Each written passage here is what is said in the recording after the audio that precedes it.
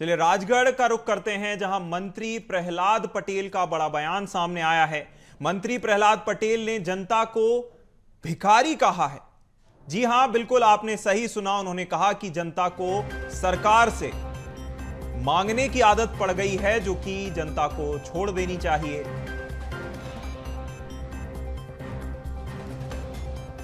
जनता सरकार से मांगने की बजाय देने की मानसिकता अपनानी चाहिए। नेता आते हैं तो एक टोकरी भरकर कागज मंच पर दे दिए जाते हैं। रानी अवंतीबाई लोधी की प्रतिमा के अनावरण कार्यक्रम में शामिल हुए थे मंत्री प्रहलाद पटेल, और जिनकी ओर से अब इस तरह का विवादित बयान निकलकर सामने आया है।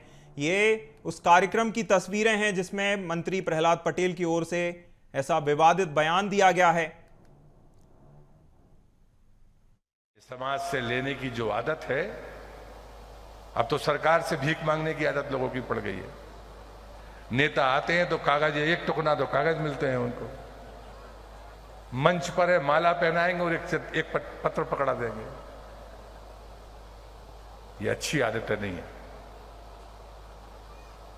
लेने की बजाय देने का मानस बनाइए। मैं दावे से कहता हूं, आप भी सुखी होंगे और एक संस्कारवान समाज को हम खड़ा करेंगे। और मंत्री प्रहलाद पटेल के बयान को लेकर अब नेता प्रतिपक्ष उमंग सिंगार का पलटवार सामने आया है। उनकी ओर से भी निशाना साधा गया है, जहां उन्होंने कहा है कि जनता के लिए काम करना सरकार का फर्ज है।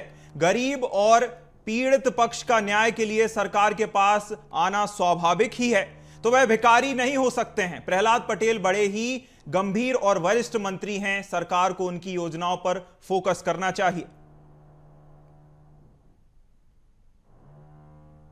सरकार के, लेकिन मैं समझता हूं कि आम जनता के काम करना सरकार के मंत्रियों का फर्ज है।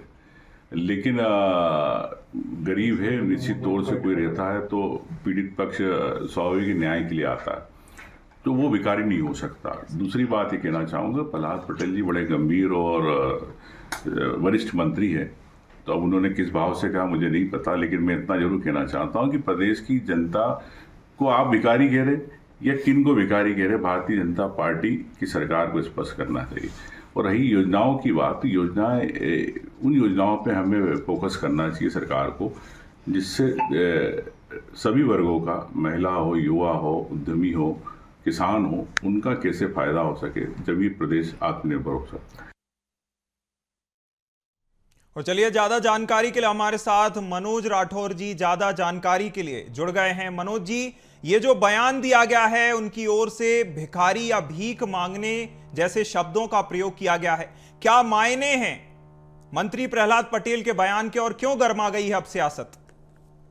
जी बिल्कुल, प्रदेश की जनता का ये अपमान है। जो आरोप अब कांग्रेस लगातार बीजेपी पर लगा रही है कि एक सीनियर लीडर हैं, वरिष्ठ मंत्री हैं, बड़ा डिपार्टमेंट मोहन सरकार में उनके पास है, प्रहलाद पटेल, उनके द्वारा यदि इस तरीके का बयान दिया जाता है तो ये कहीं ना कहीं जनता का अपमान इसे कांग्रेस करार दे रही है। और तत्काल जो है नेता प्रतिपक्ष उमंग सिंगार का इस पर पलटवार भी आया। उन्होंने कहा कि जनता के लिए सरकार योजना लेकर आती है, तो इस तरीके के बयान एक सीनियर मंत्री को नहीं देना चाहिए। राजगढ़ में एक कार्यक्रम था जिसमें प्रहलाद पटेल शामिल हुए थे।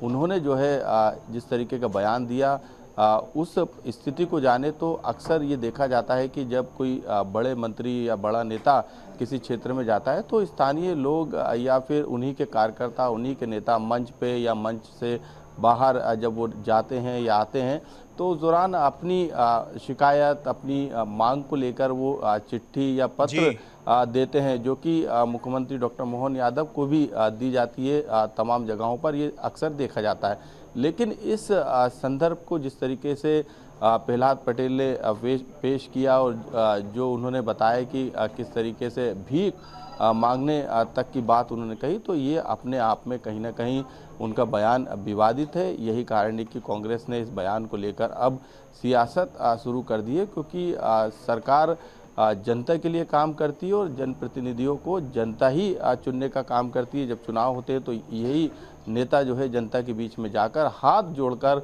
पैर पड़कर जो है आम जनता से वोट मांगते हुए नजर आते, लेकिन जब सत्ता के सिंहासन पे बैठ जाते और बड़े पद मिल जाता है तो उसके बाद किस तरीके के बयान आते हैं, ये एक उसका सबसे बड़ा उदाहरण है। हालांकि इस विवादित बयान पर किसी तरीके की प्रतिक्रिया जो है प्रहलाद पटेल की अभी तक नहीं आई है, लेकिन कांग्रेस ने इस बयान को लपका है और लगातार इस पर सियासत कांग्रेस कर रही है। बिल्कुल मनोज जी, जैसा आपने कहा कि नेता हो या सरकार हो, जनता ही सरकार को भी चुनने का काम करती है। बड़ा सवाल यह भी है कि जो जनता अपने नेता को या सरकार को चुनती है, अपने चुने हुए नेता या सरकार से अपने बेहतरी के लिए कोई मांग करना, अपने विकास के लिए किसी तरह की मांग करना क्या गलत है? और अगर वह इस तरह से कैसे बयान दिया जा सकता है, यह भी बड़ी बात है। मनोज जी। बिल्कुल आपने सही कहा, क्योंकि इस तरीके के फोरम पर अक्सर जो है आम जनता हो या कोई भी व्यक्ति हो, वो पत्र के माध्यम से या फिर आवेदन के माध्यम से जो है इस तरीके से अपने कागजों को जो है उस जिम्मेदार नेता तक पहुंचाता है, अधिकारी तक पहुंचाता है, ताकि उसकी सुनवाई हो सके। एक आशा रहती है और एक तरीके से उसको पूरी उम्मीद भी रहती है।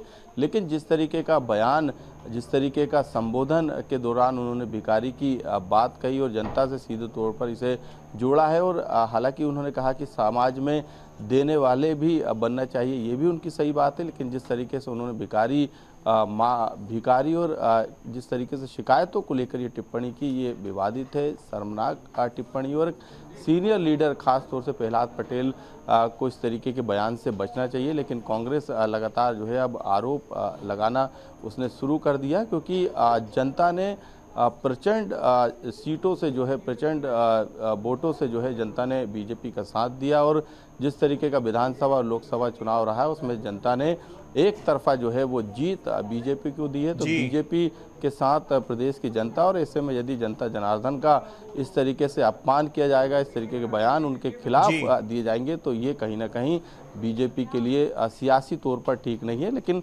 संभवतः हो सकता है कि जब ये बात उन तक पहुंचे तो वो इस बयान के लिए, इस विवादित बयान के लिए हो सकता है कि वो माफ़ी मांगे या फिर उनकी तरफ से कोई बयान दोबारा आए, ताकि वो स्पष्ट कर सके कि किस तरीके का बयान उन्होंने उस जनसभा के दौरान, उस कार्यक्रम के दौरान। बिल्कुल मनोज जी, इस तरह के सीनियर नेता की ओर से इस तरह का बयान सामने आना काफी ज्यादा दुर्भाग्यपूर्ण है।